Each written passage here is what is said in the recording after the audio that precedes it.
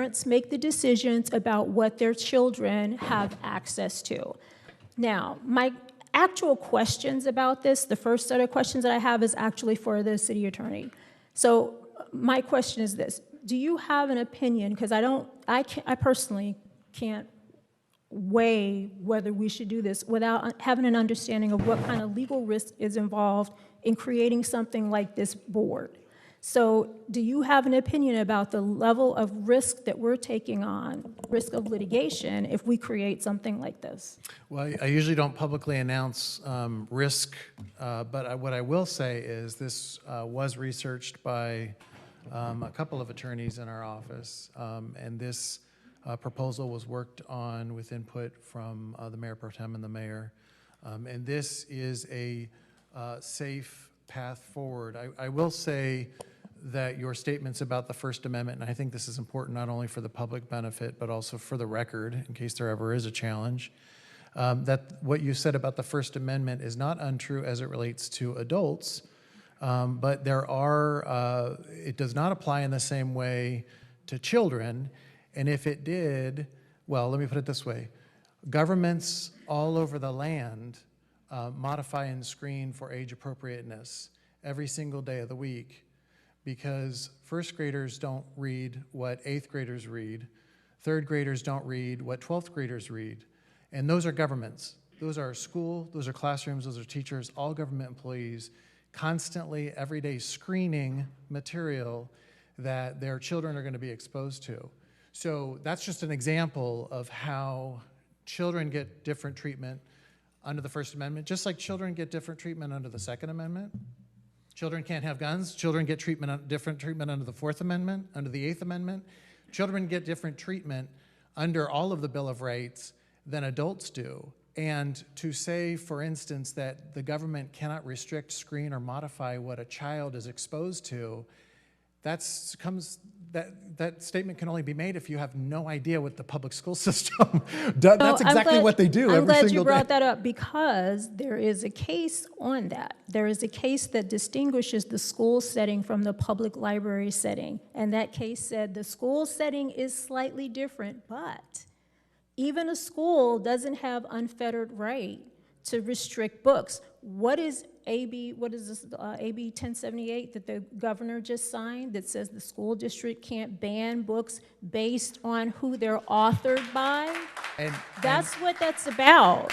Yeah, I don't disagree with you, but a school district also doesn't have the unfettered right to restrict the freedom to read and the freedom to learn. Understood, but for the city, according to this policy, to basically say what is appropriate for exposure to children without parental involvement is completely permissible legally.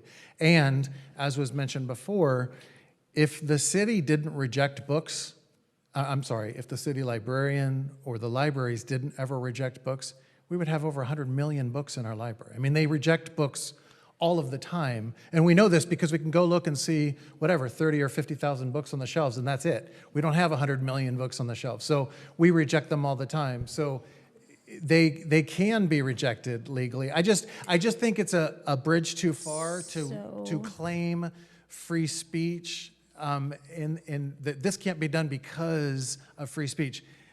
When it comes to the law, there are no First Amendment concerns with regard to this proposal. Okay, question for you. So in your research, did you review the PICO case, the Supreme Court case, and how do you square this with what the Supreme Court said in PICO? Because that was a library, that was a public library situation, and basically what it came down to was the Supreme Court saying that the state can't contract the universe of knowledge that's available in the public library. So you're not wrong, and a lot of those cases, like that case, had to do with basically taking books completely off the shelf and taking them out of circulation. This is not taking the books out of circulation. This is taking it from a lower shelf and putting it up on a higher shelf and requiring parental involvement to access the book. But if the board says that we're not going to accept a book, we're going to reject a book because of the content, That's not contracting the universe because it's not in circulation yet. Well, no. Okay, so I'm just telling you. Did you review Fayetteville versus Crawford County, which I believe is very, very similar. So it was an Arkansas case, it came out in July. And the situation that they had was a body that they were going to set up to review books and make decisions based on their content about whether they were going to be in the library. And the court did not, the court ruled that is unconstitutional. Okay, so I'm just asking a question. Did you So we was that part of your reviewed, yes, we research? reviewed a whole host of cases, and I can look to my attorney to see, you know, if he has the list of cases offhand. But this board that's being proposed here is just a parent, it's a citizen, it's essentially a citizen volunteer board. It's a parent review board. And this board, and if you read it, they're just reviewing the books to see if it meets the community standards. So, okay, community standards brings up another issue, but just one more question. There's the Sund versus City of Wichita Falls case from Texas in 2000. That had to do with just moving books from the children's section to the adult section, also ruled unconstitutional. So I just want to make sure that, and maybe we should just talk about this offline, and make sure that that was part of the research, because I want to understand how this situation is different from the situation in those cases where courts have ruled that something that sounds awful similar to me was unconstitutional. So I'll go ahead and move past that. So community standards. Okay, so that's one of 3 parts of the Miller test. So even if you have this commission that says, okay, here's what the community standard is and this book doesn't fit it, that still leaves the question of whether the book is totally without scientific or literary merit, you know, the last prong of the Miller test. You still can't restrict it just based on the board's finding. And also, the board doesn't get to make that finding. That's the type of finding that a court makes. So how are we going to restrict books or reject books constitutionally just based on the community standard and this board saying, you know, this meets or doesn't meet the community standard? Again, there's 2 issues. One is once a book is in circulation, regardless of the content, it stays in circulation. It just may require parental involvement for a child to access. There's no law or constitutional right or authority that suggests that cannot occur. It can occur.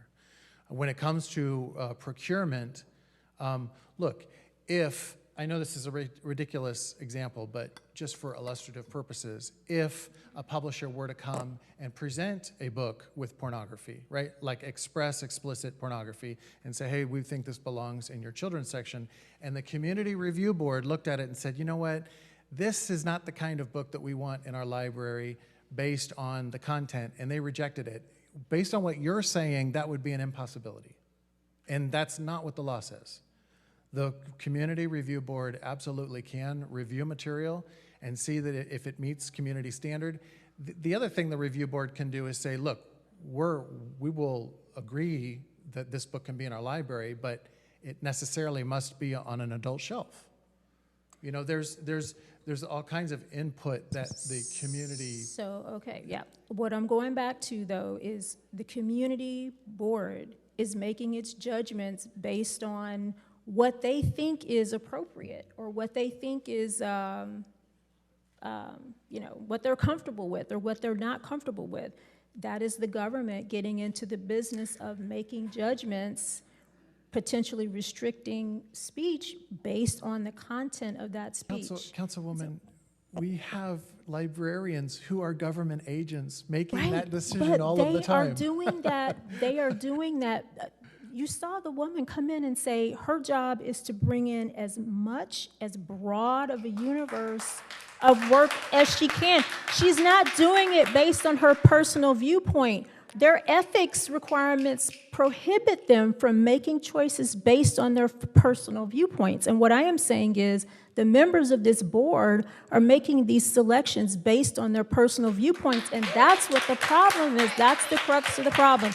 But let me just, because we could talk about this all night, so let me just move on and say that, you know, I'm not going to render an opinion because that's not my role and that's not what I'm trying to do. But I do not I am not comfortable with this. I don't want my tax money being spent on fighting a battle over this. I just do not have a whole lot of confidence in it. And so I'm not going to support it. Thank you. Well, if I might, I'm just going to be brief.